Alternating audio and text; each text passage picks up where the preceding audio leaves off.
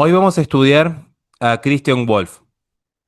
Vamos a seguir con esta etapa que hemos ingresado ya propia del romanticismo alemán. Estamos en esta franja del tiempo, estamos ya en el siglo XVIII, estamos viendo cómo hay una transición de lo que emerge como un racionalismo francés que va a pasar a un empirismo anglosajón hasta culminar en un idealismo alemán, que es de lo que bebe Occidente hoy. Si ustedes analizan cualquier tipo de ideología actual, se van a dar cuenta que tiene una clara referencia en más o en menos al idealismo alemán. Tenemos que todas las ideologías imperantes en algún punto van a tomar elementos tanto de Hegel como de Kant. Ya hemos estudiado a Kant, pero necesito repasar otros autores antes de entrar de lleno a Hegel por la complejidad que ello conlleva. Voy a tratar de explicar a Christian Wolff y recuerden siempre, porque sé que acá hay compañeros nuevos, le damos la bienvenida a José Carlos Ramírez, que nos acompaña hoy día. Algo que quiero remarcar siempre, igual que le mando un saludo enorme a Eduardo y a todos los que por ahí me olvido siempre de saludar, y lo he dicho siempre, los que están desde los primeros días conmigo, si algo no se entiende, no es porque ustedes sean ignorantes, es porque yo no sirvo para explicar. O sea, cuando algo no se entiende es culpa del docente que no es bueno explicando. Entonces, si hay dudas, por favor me interrumpen. Como siempre hemos dicho en las conferencias, nadie es tan inteligente que no tenga algo para aprender y nadie es tan ignorante que no tenga algo para enseñar. Entonces, en ese sentido, siéntanse siempre libres de participar y aportar. ¿Por qué es importante Christian Wolff? Bueno, ciertamente porque es el máximo representante del romanticismo alemán. Es Quizás no es tan conocido. Yo sé que de repente hablamos de filosofía y nos trasladamos a estas regiones europeas y quién se nos viene a la mente rápidamente. Yo no pensaría Marx. Yo de chico siempre asociaba a Marx, por ejemplo, a Rusia. No me pregunten por qué. Yo tenía la idea como que el pobre Marx había vivido en Moscú, se había criado en Moscú y había muerto en Moscú y después, uno, bueno, quizá por todo lo que fue, todo lo que implicó Stalin también, ¿no? Pero yendo al punto, no, en efecto, todos estos convergen principalmente en Alemania. Alemania es una fuente, es una emanación constante de intelectuales que van a ir marcando el pensamiento occidental a posteriori. Christian Wolff. Vamos a hablar un poco de este pensador y su filosofía. Rápidamente vamos a hablar un poco de su vida, en términos muy simples. Cuando alguien quiere las diapositivas, las pide en el grupo, yo les puedo pasar todas las diapositivas que hemos armado de cada autor, por si les sirve, por si quieren armar su pequeña biblioteca. Ayer les pasé libros también digitales de Santo Tomás de Aquino, que creo que les puede servir un poco para ir repasando, pero nunca alejarnos del realismo filosófico. Armen su biblioteca digital, este es mi consejo. Si yo paso libros es porque ya están liberados de derecho de autor, soy muy responsable con eso. Entonces, armen su pequeña biblioteca digital que nunca saben cuándo les puede servir para un debate, para educar a sus hijos o lo que necesiten. Christian Wolff nació y estudió nació en Breslau, estudió teología, estudió filosofía en la Universidad de Jena. Es una universidad muy importante, de hecho, en materia filosófica, darse cuenta que muchos pensadores surgen de Jena. Profesor de filosofía y teología en la Universidad de Leipzig. Fue recomendado por Leibniz a Hale en 1706 como profesor de matemáticas. Pero con el tiempo, lo que tiene de particular Christian Wolff es que iba a desarrollar su propio sistema de lógica. Hoy vamos a estudiar un poco eso hasta donde lleguemos. Empieza a desarrollar su propio sistema de metafísica y en consecuencia desarrolla su propio sistema moral. ¿Qué quiero aclarar aquí? Porque esto es importante que lo puedan entender. No es menor el salto que da. Supongamos, si yo le dijese a Paulina, ¿el aborto es bueno o es malo? Yo supongo que ella me diría, es malo, o sea, el aborto procurado, ¿no? El aborto procurado es malo. Bueno, en cierto sentido, el aborto natural también es un mal como privación del bien debido a causa del pecado original. Es otra discusión aparte, ¿no? O sea, ya explicamos una vez los distintos tipos de males. Pero, digo, si yo le digo, Paulina, hay que legalizar el aborto, ella me diría, no. Creo yo que me diría, no sé si es lo ideal legalizar el aborto, no lo vemos como algo bueno. Entonces, ella tiene una noción moral. ¿Pero por qué tiene una noción moral? Porque esa noción moral, por ejemplo, el aborto procurado es algo malo, se deriva de una visión metafísica. ¿Cuál es la visión metafísica? Que hay una serie de bienes que perfeccionan el ente. Entonces, en esta categoría de bienes, metafísicamente hablando, la vida es principio inmanente y espontáneo. Principio de movimiento inmanente y espontáneo. Es un principio vital, esencial para el desarrollo humano. Por lo tanto, la vida tiene que ser resguardada. Tiene una visión metafísica. Pero esa visión metafísica de Paulina para decir el aborto es malo, ¿de qué depende previamente? Del razonamiento que ella hace para abordar la metafísica. O sea, para que ella pueda abordar la metafísica, pensemos incluso como tomistas, para abordar esa metafísica, de decir, hay jerarquía de bienes, ella tiene que razonar lógicamente. Ella tiene que decir, bueno, a ver, la materia es todo lo que iguala horizontalmente en las estructuras de los entes. Lo que jerarquiza finalmente es la forma. Bueno, ¿qué estoy diciendo con esto? De la lógica se va a derivar la metafísica y de la metafísica se va a derivar la moral. Esto es interesante porque así como lo está pensando Christian Wolff, así como surge su vida intelectual implica que cambiando el sistema lógico, cambia el sistema metafísico, cambiando el sistema metafísico, cambia el sistema moral. Miren, antes de seguir, porque quiero que entiendan esto, para que vean la influencia de esta correlación de lógica, metafísica y moral. Miren, ¿alguno de ustedes alguna vez escuchó hablar de la ideología de género? Bien. ¿Cómo piensa, por ejemplo, un hombre que se percibe mujer? Básicamente, ¿cómo me resumirían ustedes qué piensa? ¿O cómo atribuye concepto de identidad? Decir, ¿quién soy? A ver quién se anima a responder. Bueno, según yo, ellos piensan que la identidad es una construcción social. Muy bien, exactamente. Muy bien. Ahora, ¿de dónde surge esta idea? Ellos en su sistema metafísico afirman de que hay una esencia universal, llamémosle masculinidad, feminidad. Ellos conciben que hay un principio esencial metafísico trascendental, o ellos asumen una noción inmanentista, es decir, el propio hombre va dentro de sí, para sí, construyendo lo que es bueno, verdadero y bello. Es inmanente, son inmanentistas. Muy bien. Bien.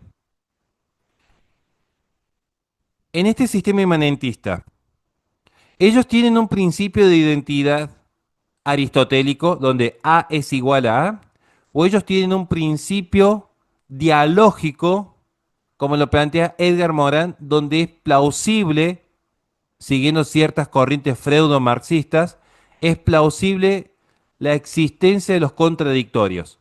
Porque ustedes saben que Edgar Morin, cuando plantea el principio dialógico, él plantea precisamente la coexistencia de la contradicción. Este es el elemento fundamental de Edgar Morin. De hecho, se utiliza mucho en la teoría del conflicto dentro de los sistemas jurídicos. Si usted, Matías, es abogado, ya ha hecho teoría del conflicto, seguramente que le han dado en algún momento a Edgar Morin en algún punto. Ellos tienen un concepto de identidad de A igual a A, como lo propone el realismo clásico, o un principio dialógico de la coexistencia de contradictorios. ¿Qué me dicen? Principio dialógico. Exactamente. Entonces, acá lo que estamos viendo es que cambiando cómo entiendo yo la lógica, cambia en un punto la metafísica y cambiando un punto la metafísica, cambia en un punto la moral. No digo que sea necesariamente así, estoy tratando de explicar el autor. Ahora volvemos a Christian Wolff para que entiendan cómo es su visión. Es explicarles con ejemplos cómo piensa Christian Wolff. ¿Qué es lo que va a suceder aquí? Bien, en ese desarrollo que él empieza a hacer, sus posiciones ya son problemáticas para la época porque son heterodoxas. De hecho, termina siendo expulsado de la universidad. Cosas que pasan en el barrio fino. ¿Viste? Cuando vos estás dando clase, de repente decís algo que no tenías que decir y terminás pidiendo ahí un super chat, un super gracias porque te quedaste sin trabajo. Bueno, no digo que vaya a pasar en algún momento. Yo, gracias a Dios, no estoy dando clases. Todavía me tienen paciencia, por ahora. Igual ya la otra vez me llamaron la atención, así que tengo que ponerme un poquito las pilas y ser un poquito más serio, ¿no? Pero esto de la cultura y la cancelación, a mí me causa gracia cuando veo a los posmodernos cuando hablan, porque piensan que han descubierto el sol Esto de la cultura de la cancelación lo dice gente que en su vida leyó un libro de historia. O sea, la cultura de la cancelación existe de que existe un ser humano que dijo, ¿sabes qué, flaco? No me fumo tu opinión, anda para allá. Como diría nuestro prócer argentino, de los más grandes que ha dado nuestra nación, nuestro amadísimo Lionel Messi, anda para allá, bobo. Bueno, ese andar para allá, bobo, es la historia de la humanidad. Cuando no tenés ganas de discutir, cuando viene alguien y te plantea algo que simplemente colisiona con tu sistema filosófico, lo que normalmente pasa es que vos decís, anda para allá, bobo, no perdés tiempo. Esto es lo que le decían a Christian Wolff. Pero esto fue lo que le pasó a Pedro Abelardo, lo que le pasó en su momento a Guillermo de Ockham. De hecho, ciertas posiciones de Santo Tomás de Aquino también fueron muy controvertidas en su momento. Esto fue un poco también cierta rencilla que tuvo en su momento San Agustín. O sea, es muy normal que suceda esto, a esto me refiero. Sin ir más lejos, a ver, repasen la clase que yo les di de San Atanasio. A San Atanasio, santo, no es que la propia iglesia lo recibió con los brazos abiertos diciendo, viniste a salvar la ortodoxia cristiana. Al contrario, 5 veces expulsó de la ciudad. Creo que lo llegan a excomulgar, me parece que lo llegan a excomulgar. No me acuerdo a qué santo lo llegan a excomulgar y luego le levantan la excomunión. O sea, es, es complicado. Volviendo al tema. Lo terminan expulsando de Heim. Se refugia en Marburgo. Sigue desarrollando su sistema filosófico hasta que Guillermo II le restituye su puesto de profesor en Halle, donde va a seguir enseñando hasta su muerte la materia de filosofía y derecho natural. Como siempre decimos, contacto mata currículum, así que volvió a dar clases por sus contactos con Guillermo II luego. Siempre amigos de un Guillermo, consejo de vida. Nunca está de más tener de amigo un Guillermo, te va a salir mucho en la vida. Em, La obra que él va a desarrollar a veces se la conoce como filosofía leibnizo-wolfoniana, medio raro el nombre, eh, pero en realidad él va inspirado en Leibniz, distanciarse de Leibniz. Si tienen duda de Leibniz, recuerden que ya está la clase en mi canal, la pueden ver ahí, la pueden repasar sin ningún problema. Pero ¿qué me interesa aquí? ¿Cuál era la idea principal de Leibniz? ¿Alguien se acuerda? ¿De qué está constituida la existencia? De unas mónadas. ¿Y qué son las mónadas? Es algo así como una unidad que es, podríamos decir que es algo parecido a los átomos. Es como que es una unidad que compone toda la realidad. Bien, es el elemento constitutivo de la realidad. Ahora, este elemento se toma principalmente los pitagóricos, de hecho, de ahí viene, que van a seguir revalidando luego los neoplatónicos. Tenemos también la clase de Pitágoras y de Plotino, si les interesa. Pero en esencia, las mónadas de Leibniz son la sustancia primera y fundamental de la realidad. Y es una sustancia espiritual que sustituye la materia. Es el fundamento de la materia, de hecho. Es el fundamento de todo lo que existe en las monedas. Esto es una teoría de Leibniz. Pero tenía una particularidad de Leibniz. ¿Cuál es la particularidad de Leibniz en su cosmovisión? En Leibniz, ¿había un mecanicismo o había un principio aleatorio total en la realidad? ¿Cuál es la tesis de Leibniz? Que por eso lo critica Voltaire luego. ¿Mecanicismo? Exactamente. Por eso Leibniz es el que va a sostener que vivimos en el mejor mundo posible. ¿Se acuerdan de este punto? Nosotros vivimos en el mejor mundo posible. Por eso después Voltaire le va a dedicar la obra. ¿Cómo se llama la obra que le dedica Voltaire a Leibniz cuando sucede el gran terremoto de Portugal, donde hay saqueos, violaciones, homicidios, canibalismo? Fue ese terremoto de Portugal, realmente yo creo que fue el infierno en la tierra, pero ¿qué obra le dedica Voltaire a Leibniz? Es como le decimos nosotros a las personas que son a veces un poco ingenuas, de manera cariñosa. Es un nombre. Cándido. La obra de Cándido, que escribe Voltaire, el revolucionario francés, se la dedica a Leibniz a partir del terremoto de Portugal. Léanla, por favor. Si no la tienen, me ponen en el grupo de WhatsApp. Queremos leer Cándido y yo se las paso, pues ya está liberada de derechos de autor. ¿Bien? O sea, me interesa que la puedan leer. De verdad, porque es bueno leer al que piensa distinto también. ¿Bien? Entonces, Leibniz tiene este idea, no solamente las mónadas como sustancia espiritual primera y fundamental, sino que él tiene en su visión que la interacción de las mónadas operan de manera mecánica, porque está todo bajo la providencia total y absoluta de Dios. Y en esa providencia total y absoluta de Dios, en consecuencia, hay todo un movimiento mecánico determinado. Esto en algún punto se va a vincular también a la predestinación, en un punto, pero no quiero entrar en ese aspecto ahora. Y por lo tanto, vivimos en el mejor mundo posible. Esta es la tesis de Leibniz. Para Leibniz, el orden del mundo está ya determinado. Bien. Lo que va a hacer Wolf acá es lo siguiente. Va a rechazar la idea de la mónada entendida como sustancia espiritual. Va a rechazar la idea de la mónada. Va a dar una prevalencia a cierto materialismo que lo va a acercar a cierto mecanicismo.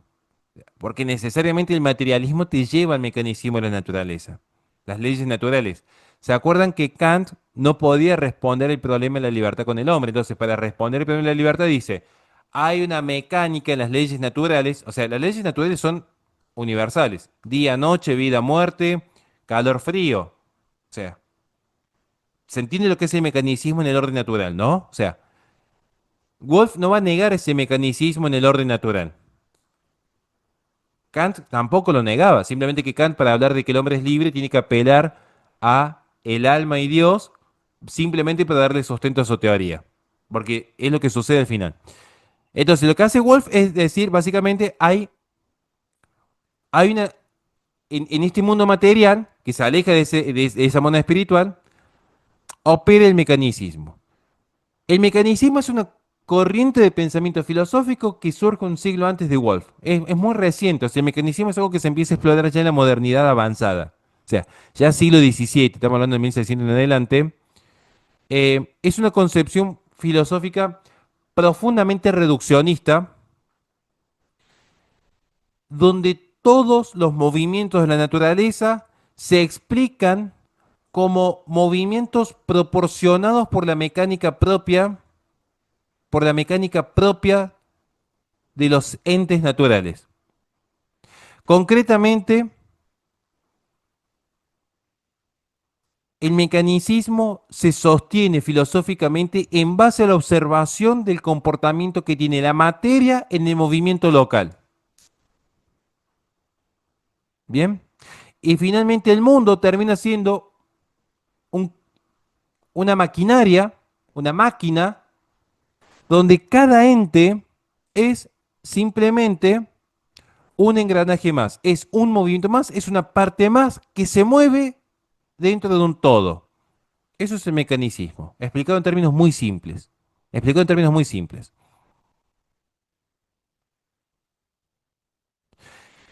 Lo que va a entender Wolff es que claro que hay una armonía preestablecida como lo entiende Leibniz. Hay una armonía preestablecida. Pero esa armonía preestablecida en Wolff ya no es una armonía que se deriva de la mente de Dios, que es la tesis de Leibniz. Todos saben que todos los racionalistas tienen una noción de un Dios. No quiere decir de nuestro Dios cristiano para que no lo confundan, ¿no? O sea, por ejemplo, Deus ibe natura de Spinoza, el Dios de Malebranche, de Descartes, en el discurso del método, capítulo quinto, va a tener que validar una noción de Dios como una sustancia pensante absoluta. Y Leibniz también, esa idea de la armonía preestablecida la va a reposar en una noción de Dios. Ahora, lo que hace Wolff es básicamente decir, hay una armonía preestablecida, pero no es una armonía preestablecida por un logos trascendental, sino que es una armonía preestablecida como la que podría tener un reloj. Miren, acá tengo el reloj que me regaló no está nuestro querido hermano Naún Martínez. Se ve que se le durmió el gallo hoy. Tengo un reloj que me regaló mi querido hermano Naún Martínez cuando estuvimos en México. Se sería como le da un reloj. En el reloj, ¿qué es lo que hay? Hay un movimiento mecánico donde cada parte interactúa para darle regularidad a ese movimiento local, a esa maquinaria. Cada parte cumple su fin y es posible comprender esa armonía preestablecida. Ahora, alguien que me podría preguntar, si hay un reloj, ¿dónde está el relojero? O sea, creo que es lo más obvio. O sea, es como lo más obvio. Bien, vamos a ver qué dice Wolf, porque Wolf en esto ya estamos viendo como que hay una resistencia a, a este relojero trascendental, ¿no? O sea, hay como una pequeña resistencia. A diferencia de Leibniz, él no va a considerar que haya un acuerdo, una comunicación, que haya una, ¿cómo podríamos llamar? Una conexión entre la filosofía y la religión. Sobre todo la religión cristiana que es la revelada, la que tenemos básicamente la Biblia, para que la entiendan, ¿no? O sea, es decir, filosofía y religión, asuntos separados. Básicamente lo que está diciendo Wolf. Ahora, lo que él va entonces a hacer es tratar de sistematizar ya una filosofía y con ello una metafísica, una filosofía que esté totalmente independizada de la religión revelada. Es decir, la religión revelada, crea quien quiera, está allí, vayan, lean su Biblia, acá hacemos filosofía.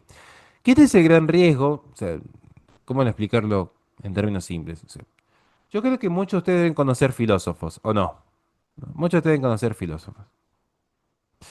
Pero ¿qué pasa cuando la filosofía absorbe la teología? Que normalmente se vuelven más filósofos que cristianos. Esto pasa todo el tiempo. O sea, ustedes van a darse cuenta que muchas veces pasa esto.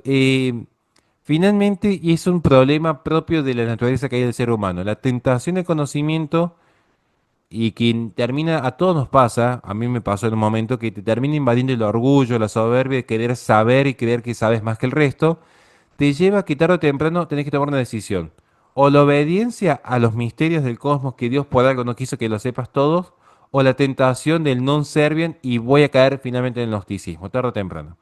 Se lo digo porque yo me manejo en un ambiente de filósofos, es muy raro, hay que tener mucha humildad. Normalmente los que son bien tomistas, no es que se dice tomista, sino que realmente vive la fe, dice, hasta acá llegamos, estos son misterios, esto a mí me excede, te puedo explicar más o menos la fotosíntesis de una plantita, te puedo explicar más o menos el principio de identidad aristotélico, no me pidas más, porque hay límites. O sea, hay límites y ahí es donde empieza precisamente la confianza. Confides en la fe. Confiamos en lo que se nos ha revelado. Bien. Ahora, ¿qué es lo que va a desarrollar Wolf? ¿Qué es lo que quiere que entremos en la filosofía? ¿Vamos bien hasta acá? Esta es solamente la introducción. ¿Vamos bien? Eduardo, ¿vamos bien? ¿Les interesa? Matías, ¿vamos bien hasta acá, hermano? Sí, sí, sí, funcionando como el reloj, Bien, funciona como reloj, a eso es la hora fantástico. exacta. Nunca, a ver, bien, acá está Héctor, ¿no? Una vez yo tenía que dar clases a los más chicos, para mí son como niños, pobre Héctor, es todo un hombre grande, pero es como, para nosotros es como, es el niño del grupo acá, ¿no? Pero él le puede decir, a mí este tema me apasiona mucho en filosofía, me acuerdo que una vez, no sé si te acordás Héctor, que le había dado como tarea a un grupo que estudiase la fotosíntesis, ¿sí? Que es un milagro. O sea, la fotosíntesis, por ejemplo, siempre doy este ejemplo que me quedó a mí en la carrera. Cuando vos lo estudias, es un milagro. Nosotros en la carrera tenemos que ver física cuántica, astrofísica, era muy complejo todo. Pero yo me quedaba en la parte de filosofía de la naturaleza que me apasionaba. Estudien la fotosíntesis, gente, no es chiste. O sea, estudien la fotosíntesis. Es un milagro. O sea, parece una tontería, porque a veces nosotros estamos pensando en el ser humano y cómo funciona el cerebro y todas las conexiones neuronales, que es algo maravilloso realmente. Es decir, esto ni una hora de ingeniería en un robot se llega a tanto, ni en una inteligencia artificial, que no es inteligencia. A ver, inteligencia artificial no es inteligencia, esto ya lo expliqué varias veces, ¿no? O sea, no tiene ese intus legere propio del humano. Vean la fotosíntesis, que es básicamente una cadena celular que nosotros llamamos plantita, toma radiación y esa radiación que está tomando la metaboliza. O sea, cuando ustedes realmente empiezan a entender algo de física y de química, se van a dar cuenta lo complejo que es metabolizar radiación. No es algo tan simple como, simplemente evolucionó una ameba y ahí está, la ameba ahora tiene patitas y pone huevos. No es tan simple así la existencia de la vida, ¿no? O sea, es mucho más compleja. Pero bien, ahora, volviendo al tema, ¿no? Recuerden, si se corta la sala, seguimos por el mismo link. No, porque tengo que hacer, me acabo de acordar que tengo que mañana dar un curso de posgrado. Así que vamos a hacer una cosa. Yo voy a tratar de explicar esto rápido. Y la clase que viene sí tenemos ya la hora y media de corrido. Hoy cortamos tempranito, les pido que me tengan paciencia, todavía me estoy adaptando un poco porque agarré un curso de posgrado, pero les voy a pasar unos videos al grupo como para complementar que no se aburran durante la semana, ¿estamos? O sea, en 10 minutitos cortamos, pero la clase que viene sí va a ser mucho más larga, ¿estamos? La clase que viene va a ser mucho más extensa para que podamos desarrollar bien esto. ¿Cuál es el centro del pensamiento de Wolf? Wolf básicamente lo que les está diciendo a ustedes, mis queridos no-yos, siguiendo con Fichte de la clase pasada, a ustedes, mis queridos no-yos, lo que le está diciendo Wolf es lo siguiente. Héctor piensa, José Carlos Ramírez piensa, Magdalena piensa. Bien. Pero, ¿cómo se piensa el pensamiento? ¿Cómo se riza el rizo? Básicamente dirían los españoles, ¿no? O sea, ¿cómo se piensa el pensamiento? Esto para que vayan tratando de pensarlo un poco hasta la clase que viene, ¿no? Ahí tienen el cuadrito que si quieren se los paso después para que lo estudien bien en el grupo. Pero básicamente lo que hace Christian Wolff, la clase que viene lo voy a explicar con más detalle, pero lo que hace el autor que estamos estudiando hoy día, lo que hace el autor es básicamente organizar todo el sistema filosófico como un sistema ordenado. Él va a seguir con esa herencia de una armonía preestablecida de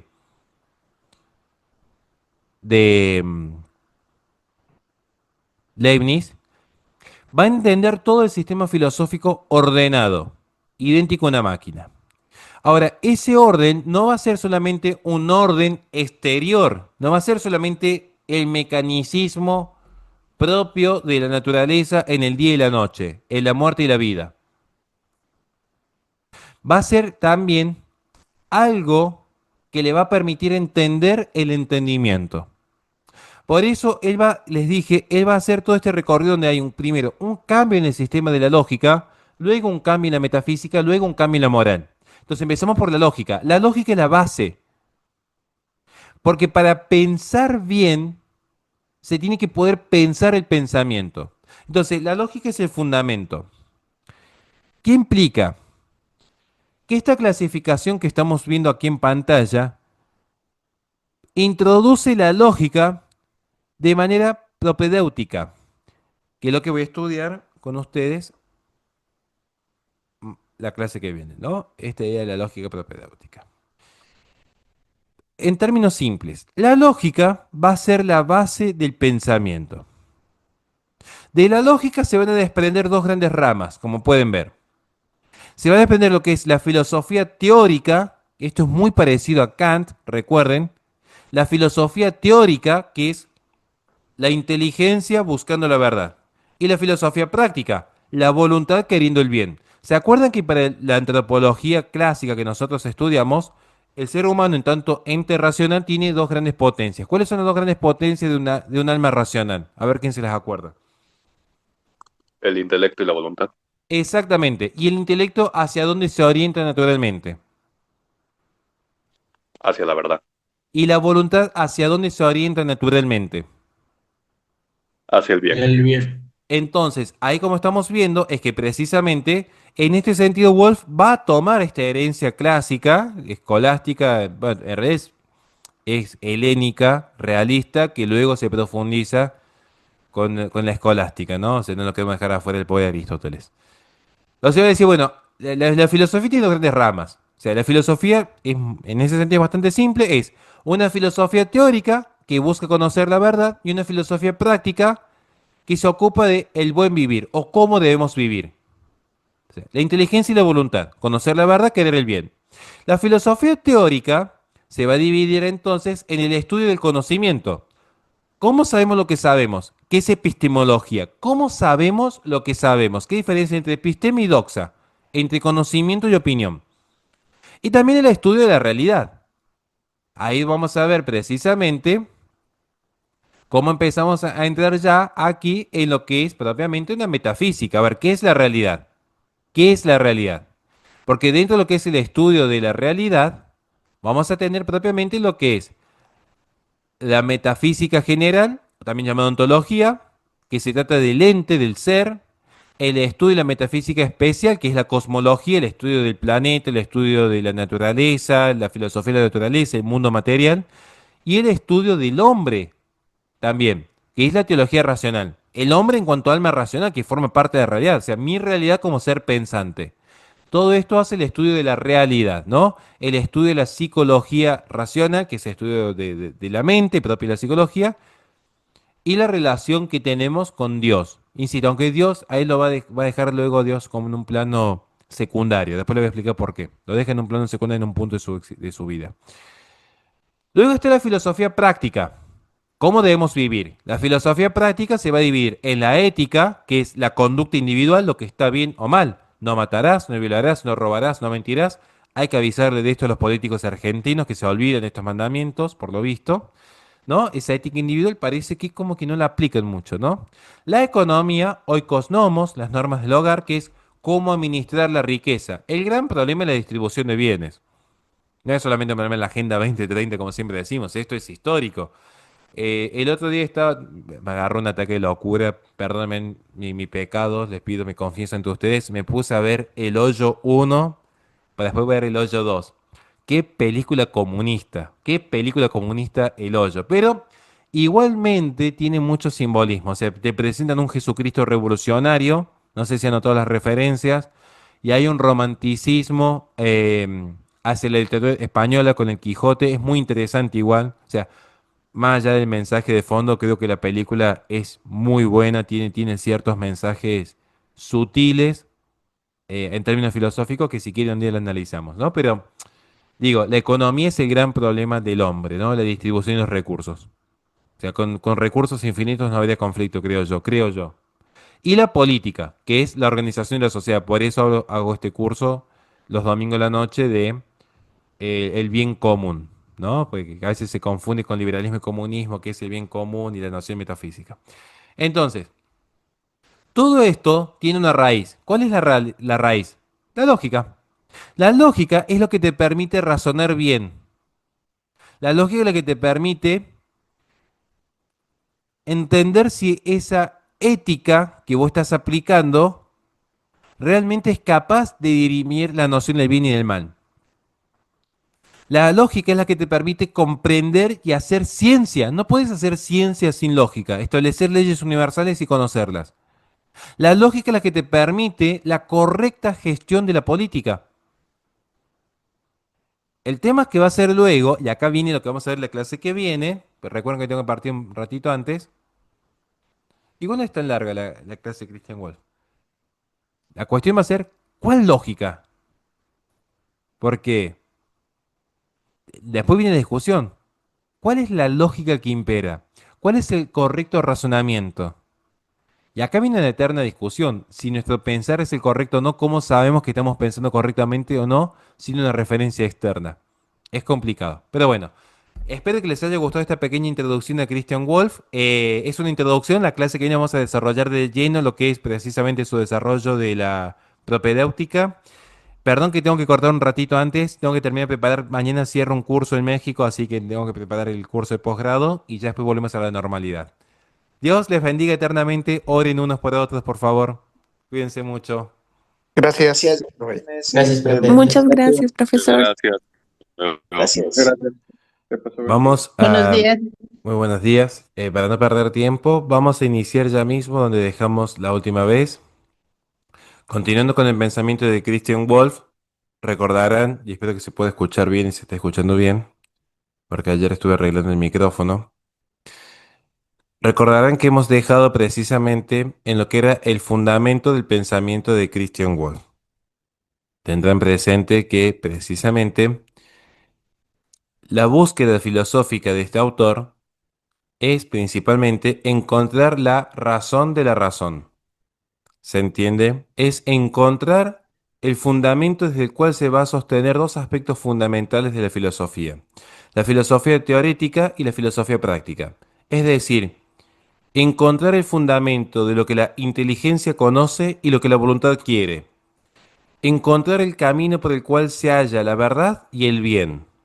Por eso la filosofía teorética se ocupa principalmente de el conocimiento, como también del conocimiento de la realidad como el conocimiento propio. Y la filosofía práctica se encarga de la ética, la economía y la política. Ese bien moral. ¿Me siguen hasta aquí? Esto es simplemente un repaso. Ahora bien, ahora bien, habíamos visto que el fundamento de todo ello era precisamente la lógica. Pero no cualquier lógica, porque hay que entender de qué hablamos cuando hablamos de lógica. No es solamente el cuadro de oposición aristotélico que ya lo hemos estudiado. Es mucho más que eso. Es mucho más que el cuadro de oposición aristotélico. En el uso filosófico, tenemos que recordar que, como diría Heidegger, la ciencia no piensa. ¿En qué sentido? ¿En qué sentido decimos la ciencia no piensa? Es que en efecto, para hacer ciencia ya estamos asumiendo siempre una serie de presupuestos que nos permiten conocer aquello que conocemos. Ejemplo concreto, si yo me dedicase a la geología, tendría como objeto de estudio las piedras, en principio. Ahora, si yo voy a tener como objeto de estudio las piedras, estoy presuponiendo la existencia de los números que me van a permitir luego el desarrollo de la aritmética y el desarrollo de la geometría. Entonces, con el desarrollo de la aritmética y la geometría, yo puedo ubicar la piedra en el tiempo y el espacio. Estamos viendo que algo tan complejo, bueno, al menos para mí lo es, como el estudio de las piedras, requieren por detrás un sistema aún más complejo todavía. Entonces, cuando yo voy a hacer de repente un estudio sobre biología, no es que la biología piensa por sí. La biología asume, por ejemplo, la existencia de lo que es el principio vital. Quizás no indaga sobre de dónde emerge la vida, pero el simple hecho de hacer biología implica reconocer que el ser humano tiene la capacidad de desarrollar un conocimiento a partir de lo que es la aritmética y la geometría, lo que permite ubicar el ente vivo en el tiempo y el espacio. Y esto es simplemente un ejemplo, porque si vamos al caso, si yo hiciese incluso ciencias sociales o cualquier ciencia, la debo pensar. Y viene la pregunta, ¿se puede pensar sin lenguaje? Y no, entonces estamos viendo que el lenguaje también es un presupuesto para poder hacer ciencia. Aquí es donde estamos viendo la complejidad que tiene el pensamiento humano. Entonces, dentro de lo que es la filosofía, concretamente, dentro de lo que es la filosofía, toda ciencia o todo conocimiento sistémico se lleva a cabo introduciendo o preparando siempre el camino a otra ciencia posterior, como sucede con el paso de la biología y la ecología.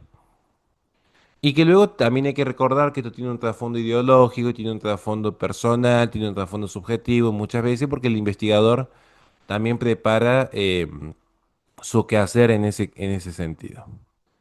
Bien, entonces, básicamente, cuando nosotros hablamos de lo que es la lógica propedéutica, lo que estamos diciendo en ese sentido es que hay una enseñanza preparatoria, por eso es propedéutica, porque es predisponerse a, que es lo que le interesa a Christian Wolff. Es un camino, una preparación, un sendero, una guía de acceso a una ciencia o a un conocimiento. Ciencia cuya finalidad es la de servir a la preparación y para la profundización de otra ciencia. Entonces, es siempre un constante camino en esa especialización. Es siempre un constante camino hacia un nuevo saber sistémico, porque ese es principalmente el concepto de ciencia, un saber sistémico. Es mucho más complejo que si quieren yo les puedo pasar, si me lo piden, puedo pasar al grupo un trabajo que tengo con el doctor Siegel sobre qué es ciencia y qué es la pseudociencia. Si les parece, ¿están de acuerdo? Yo no tengo ningún problema en facilitarles esto. Quizás sea un poco aburrido para lo que es la microcomunidad de YouTube, pero es realmente la clave para la humanidad, digamos. Bien, entonces, volviendo a la cuestión. La propedéutica, en ese sentido, siguiendo lo que estoy explicando aquí, la lógica propedéutica no produce un saber objetivo, porque el saber objetivo va a provenir finalmente de la ciencia en sí. Es decir, el saber objetivo sobre la función de la vida vegetativa, que es la reproducción, el metabolismo propio, la respuesta al estímulo exterior. Esto yo lo sé por el aporte propio de la ciencia en la biología. Lo que hace la propedéutica no es aportar un saber objetivo, sino disponer al investigador, al lógico, al pensador, hacia ese camino objetivo. Es predisponer al investigador hacia esa ciencia que aporta el saber objetivo. Platón consideraba la geometría y la aritmética como conocimientos propedéuticos para la filosofía, por dar un ejemplo. De hecho, van a ver que, por ejemplo, los racionalistas también apelan a este sentido platónico. Ejemplo concreto, Spinoza o Kant. ¿Se acuerdan cuando estudiamos Kant? Lo, tienen presente la importancia que tiene este aspecto de conocimiento de la geometría y la aritmética para ubicarse en el tiempo y el espacio. De hecho, yo también participo un poco de esa tesis, en parte. Entonces, según se cuenta, dicen que cuando crea la academia, ¿se acuerdan que la academia es donde él citaba a sus alumnos? Y que porque había una estatua de Academus, que era un héroe griego, de ahí viene la palabra academia. Dicen que había un cartel que decía que nadie entra aquí que no sea geómetra, o sea, que no estudie geometría. ¿Por qué? Y precisamente porque para entrar en la ciencia y la filosofía se requería este conocimiento previo en torno a la propedéutica, ¿no? Que es lo preparatorio. Aristóteles, cuando de hecho en el Organón considera la lógica, también analiza que es el estudio de la filosofía, es el estudio previo a estudiar la filosofía y la ciencia. Entonces, esto es precisamente, no me quiero ir con Kant porque ya lo vimos en la clase pasada, pero esto es lo que yo quería más o menos remarcarle. ¿Se va entendiendo hasta acá la importancia que tiene la propedéutica, sí o no, en Christian Wolff? Esto es muy importante para que después lo puedan considerar. ¿Vamos bien hasta aquí? Paulina, José Carlos. Todo bien. Creo que es muy temprano porque están todos con las cámaras apagadas hoy. Debe ser que nadie quiere ver las ojeras. Yo ayer me dormí a las 3 de la mañana, o sea, estoy pero destruido. Me quedé trabajando hasta re tarde, porque tengo que hacerme cargo de la web, de un trabajo, de un libro que estoy haciendo. Si algún día me muero, si algún día me muero, me da una CB, así me da un bobazo y ya parto mejor vida. No me vayan a venir con cosas raras que tienen un librito de Aristóteles en la tumba. Por favor, no hagan esas monerías medias raras que hacen a veces, ¿no? Tampoco quiero esos velorios tumberos en los que van a los tiros en medio de la calle. No hagan eso, por favor. Pero bien, entonces, conclusión. Propedéutica. Ese conjunto de conocimientos introductorios necesarios para abordar una ciencia. Es el eslabón previo al desarrollo de la ciencia. Significa enseñar antes de lo principal. Paso previo, recuérdenlo siempre. Es como una suerte de jardín de infantes antes de entrar propiamente a la primaria. Sienta las bases teóricas y prácticas esenciales para profundizar en el saber sistémico de una disciplina. Bien, esto es lo que tienen que saber. Sobre esto va a focalizar, como vimos recientemente, Christian Wolff. ¿Por qué? Porque precisamente de este desarrollo de lógica, como estamos viendo aquí, viene luego todo el derivado que nos permite a nosotros hacer ciencia. Si ven el cuadro en cuestión, notarán que precisamente el autor presupone la lógica como propedéutica, que a su vez está basada en lo que es el principio de no contradicción, que actúa también como principio de razón suficiente. ¿Recuerdan cuando hicimos el taller de lógica? Creo que lo subí a YouTube completo. Creo que está completo, ¿no? Cualquier cosa lo repasan allí. Básicamente lo que se está diciendo aquí es que la exigencia principal de Wolf es la de constituir un método de investigación racional orientado hacia la fundamentación del saber. Que esto va a influir principalmente en Kant, va a influir en el idealismo alemán, va a influir en los autores posteriores. Todo el idealismo alemán va a tener este principio que es ¿de dónde proviene mi saber? ¿De dónde proviene mi saber? ¿Cómo llego yo a saber lo que sé? Porque se busca la capacidad para dar razón de lo que uno considera como verdadero y poder razonar no solo ese conocimiento, sino poder razonar la razón misma. ¿Cómo sabes que sabes? ¿Cómo sabes que sabes lo que sabes?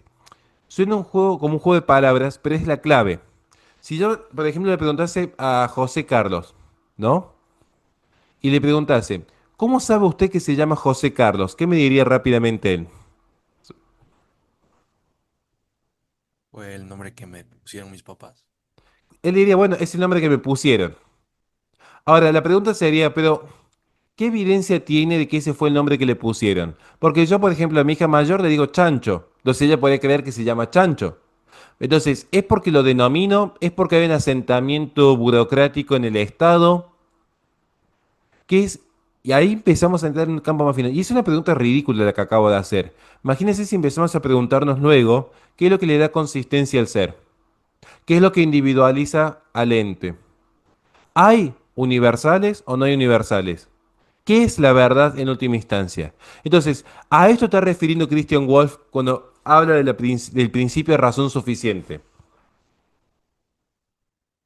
Ahí es donde venimos nosotros a explicar lo que es razón necesaria y razón suficiente. El lenguaje es razón necesaria para el pensamiento, pero no suficiente. Yo puedo tener lenguaje y no pensar. Ejemplo concreto, los que votan en la izquierda. Además ya el chiste, digo, pero... A ver, el pensamiento es un sistema sumamente complejo. Insisto, el doctor Siegel es muy bueno en este punto, es muy bueno explicando esto de lo que es realmente el pensar, la razón. O sea, yo creo que es el que más sabe este tema. Tiene muchos libros de epistemología, porque este es el fundamento posterior de la ciencia. Sí. Y no es tan simple, no es tan simple separar lo que es episteme de doxa. Para nosotros, claro, es como si decir, bueno, esto es doxa, ¿qué es doxa? Y para mí Belgrano de Córdoba es el mejor equipo de fútbol de Argentina. No sé si Matías estará de acuerdo conmigo o no. Supongo que no. No. Bueno. Pero para mí, Belgrano de Córdoba es el mejor equipo de... Es una opinión. Ahora, si yo digo, por ejemplo,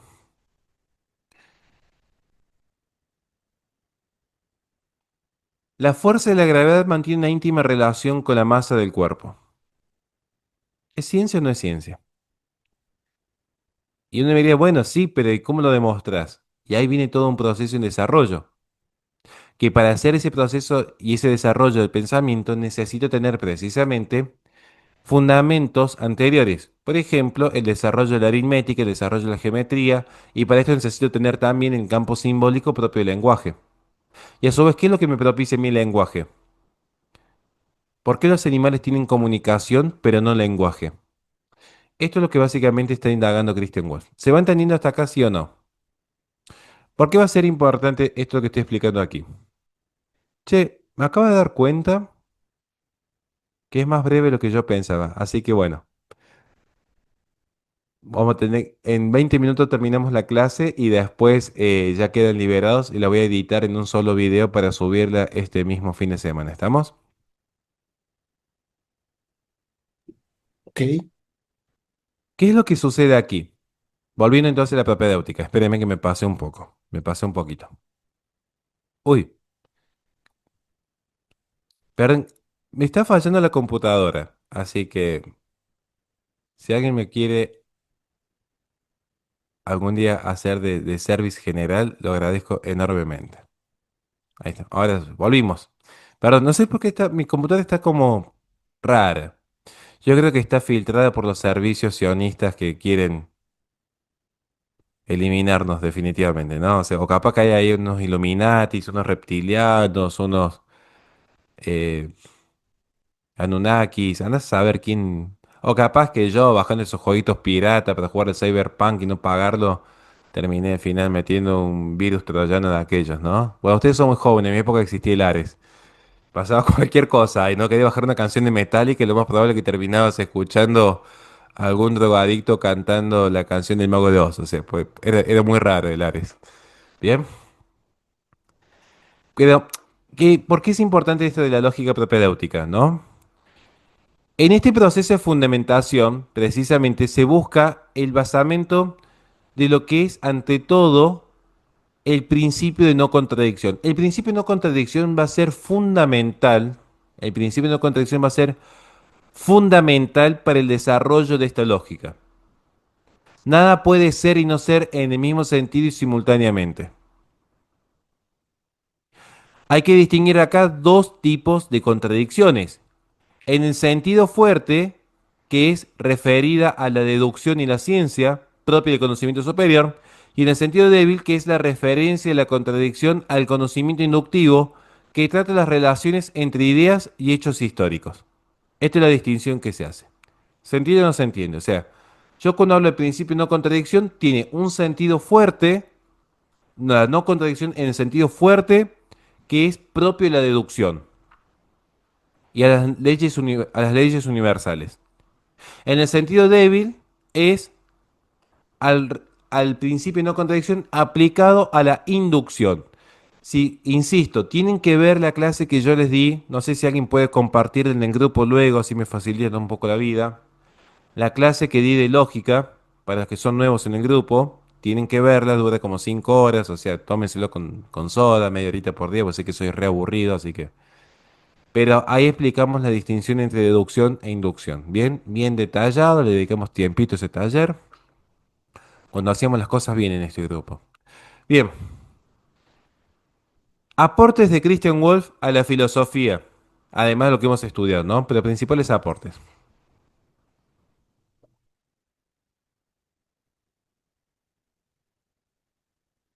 Iba a hacer un chiste sobre el café negro, pero ¿saben qué pasa? Que yo después subo la clase de YouTube y si llego a hacer mi chiste típico de café negro, me terminan cancelando definitivamente. O sea, si hemos sobrevivido hasta ahora, bueno, lo voy a hacer. Estaba tomando un café, está tan negro este café que literalmente fue y votó por Kicillof. Básicamente así, ¿no? O sea, es el chiste que siempre hacemos. Pero bueno, volviendo al tema. ¿Cuál es el aporte? ¿Cuál es el aporte aquí que nos da Christian Wolff? Como filósofo ilustrado, quiso realizar precisamente el ideal de la ilustración alemana. El ideal de la ilustración alemana, recuerden siempre que estuvimos un poco con Kant, con Fichte previamente, es básicamente llegar a ese esplendor de una suerte de trascendencia del hombre y la razón del hombre, y la razón del hombre alemán, por eso es un romanticismo alemán, también que va emparentado a este idealismo, es elevar al hombre alemán a su máximo esplendor, pero ya sin depender del Dios heredado de la escolástica. ¿Se entiende o no se entiende? ¿Cuál sería la plenitud para Héctor en su trascendencia? Llegar a la santidad. Bueno, eso es porque le hereda toda una tradición cristiana. Lo que hace el idealismo alemán es separarse de esa tradición cristiana per se, cristiana en el sentido escolástico, estoy hablando de filosofía, de ese Dios, si lo quieren ver filosóficamente, de ese Dios tomista, para plantear un nuevo sentido de trascendencia, donde reconocen los límites del hombre, pero al mismo tiempo un hombre capaz de superar en cierto sentido los límites. Reconoce los límites naturales, pero al mismo tiempo comprende que el hombre tiene una razón de ser superior. Aquí es precisamente donde va a desarrollar la noción del derecho natural que es la base de todo derecho positivo. Algo que va a influenciar precisamente todo el idealismo posterior.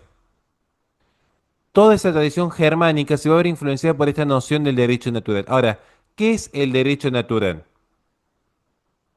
¿Cómo es posible hablar de un derecho natural si en principio el idealismo, y lo vimos con Kant, parecía negar esta idea de un Dios, de un logos trascendental que limita y ordena? Bien, que limita y ordena. ¿Cómo es posible este punto? Lo posible en este punto es que precisamente ellos parten, recuerden siempre, de un naturalismo. Ellos parten de considerar de que hay un orden en la naturaleza, aunque no puedan explicar de dónde proviene ese orden. Recuerden repasar esto luego con Kant. No es que haya una correlación de tiempo, sino porque allí desarrollamos en profundidad este punto. Presuponen un orden en el universo. Bien, presuponen un orden en el universo. Y esto se va a aplicar luego a cómo el hombre se ordena en el universo. Cuando hablamos de derecho natural, precisamente estamos hablando de un conjunto de leyes morales, naturales, cuyo origen es la sola naturaleza, en cuanto que se refiere al hombre en su estado de libertad, el ser humano libre, pero que ya lleva de suyo esa noción moral interna que le permite ordenarse para sí, para otro y para el mundo. Entonces, esas leyes morales naturales se hallan dentro del supuesto de que no son universalmente reconocidas. Por eso hay personas que obran el mal. ¿Bien? Por eso hay personas que obran el mal. Sino que en efecto el hombre por su razón es capaz de adquirir esta conciencia.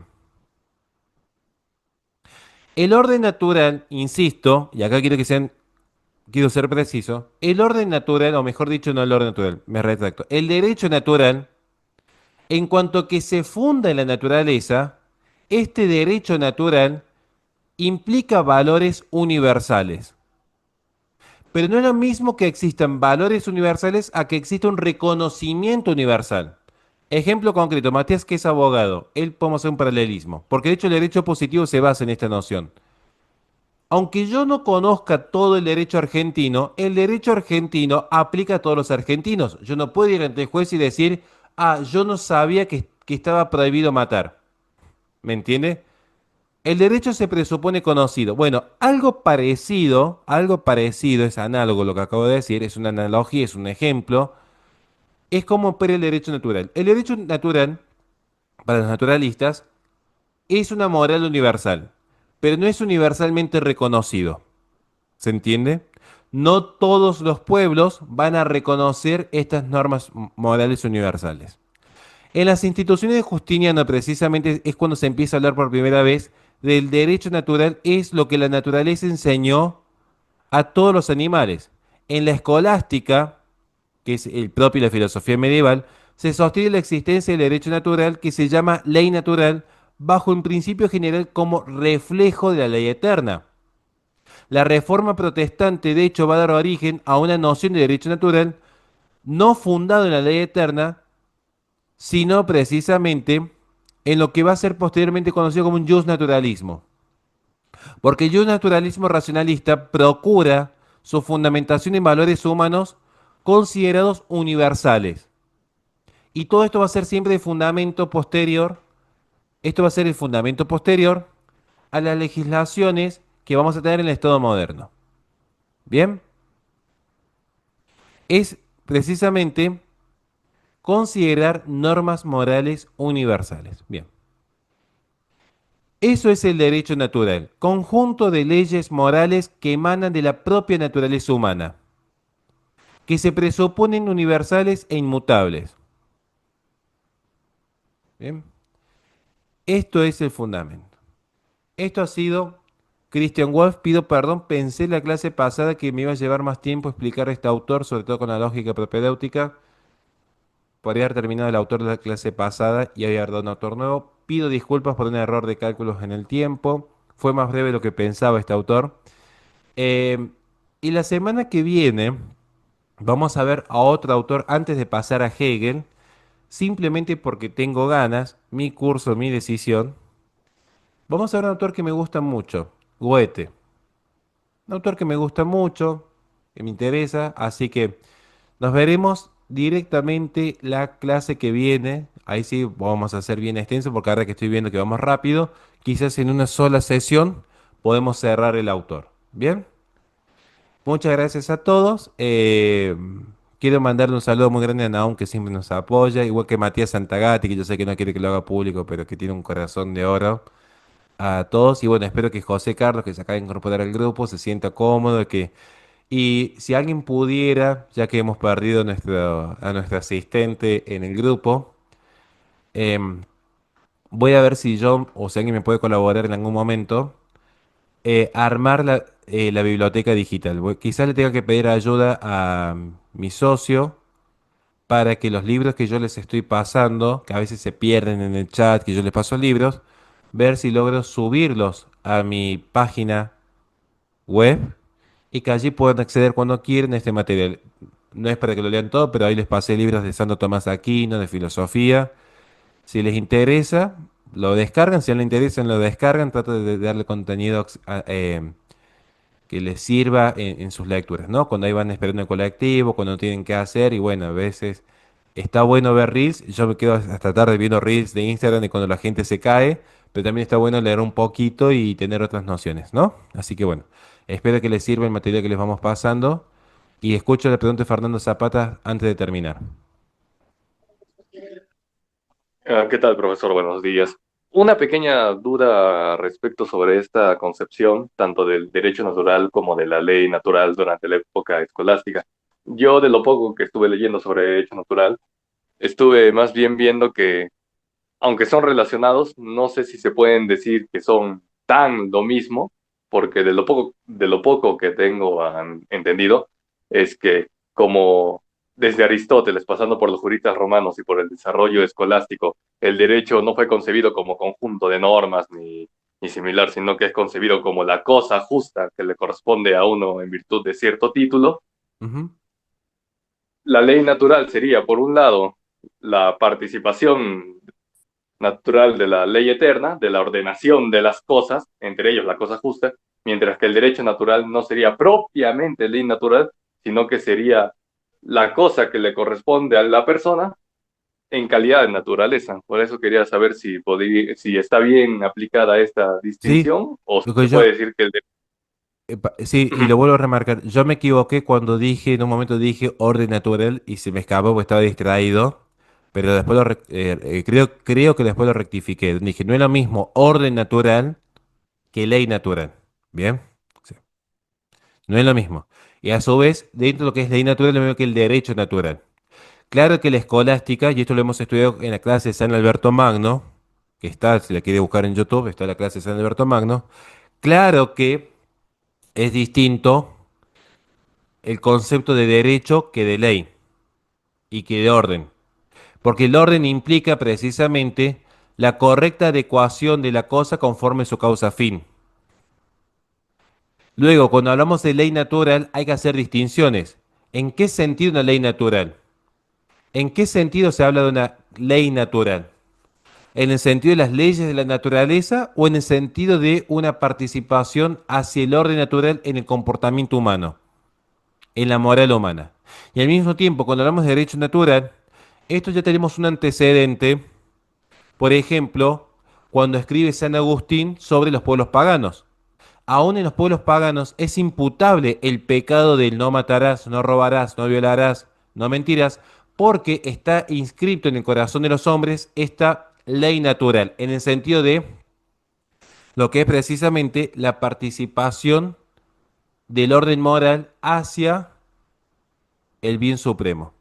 ¿Me voy a entender, Fernando Zapato? No. Sí, sí, profesor. Más bien también recordé que San Pablo, no recuerdo exactamente si en la carta a los romanos o a los gálatas, o quizá ninguna de las dos, también habla de una ley natural inscrita en el corazón de todos los hombres, incluso justamente los paganos. Y ese es el fundamento para poder imputar un acto malo, incluso a pueblos paganos. ¿Me sigue hasta aquí?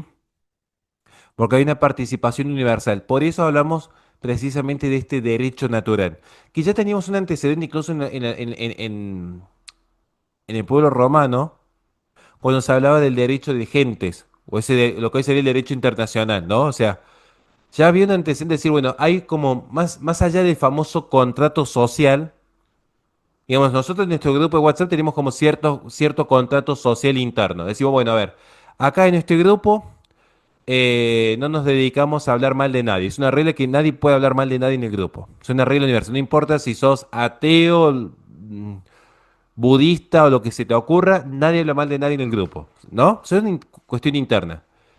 Pero todo esto responde a un derecho natural superior, que es el respeto mínimo indispensable del prójimo. ¿Se entiende? Entonces, lo que nosotros hacemos con nuestro pacto social interno es participar de un derecho natural superior, universal, que es una práctica de mínimo respeto propio de todo proceso civilizatorio. Y a su vez, ese proceso civilizatorio sirve para participar de lo que es el bien común. No sé si usted ha visto el taller que yo estoy dando de bien común. Sí,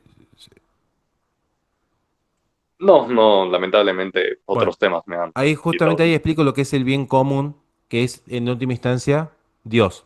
El bien común, ¿por qué? Porque es lo que perfecciona a todos los miembros de un determinado cuerpo. Ese bien común es lo que perfecciona a todos los miembros de un cuerpo. No es porque sea un bien comunista como la plaza y tenemos el monobloque así con estilo arquitectónico brutalista y mandamos a vivir a todos ahí. No, no, no. Bien común, ¿por qué? Porque el bien es lo que perfecciona el ente conforme a su naturaleza. ¿Qué es lo que perfecciona a todos los entes miembros de una sociedad? Pues precisamente primero Dios, porque Dios es el sumo bien que luego participa de los bienes particulares. Justicia, educación, salud, que luego participa de los apetitos propios que tiene cada individuo dentro de sus relaciones. Entonces, en la Edad Media, en la escolástica, el derecho natural se entendía por ese grado de participación. Luego va a venir con la exaltación del Estado moderno este positivismo, sobre todo con la obra de Hobbes. Sobre todo con la obra de Hobbes. Porque el positivismo surge principalmente con una tradición anglosajona empirista, donde lo que importa finalmente es la aplicación de la coacción del Estado. Esto ya lo vamos a ver más adelante en filosofía y política, pero es más o menos para responderle un poco y está muy bien la precisión que usted hizo. Si yo me confundí cuando dije orden natural con derecho natural es porque estaba distraído y se me escapó. Pero está muy bien la precisión que usted hizo en ese sentido y es así. No hay que confundir orden natural con derecho natural. Acá explicamos lo que es el derecho natural, ¿no? Como este conjunto normativo universal que ha tenido distintas expresiones. Se habló del derecho natural en la escolástica, pero en un sentido distinto al que habló, por ejemplo, Platón. Y al mismo tiempo en un sentido distinto al que habló, por ejemplo, Christian Wolff. Aunque les quede eso claro, para mí es más que suficiente. Listo. Ahora sí, gente, nos vemos y que Dios les bendiga a todos eternamente. Muchas gracias por estar. Muchas gracias, buen día. Muchas gracias. Gracias.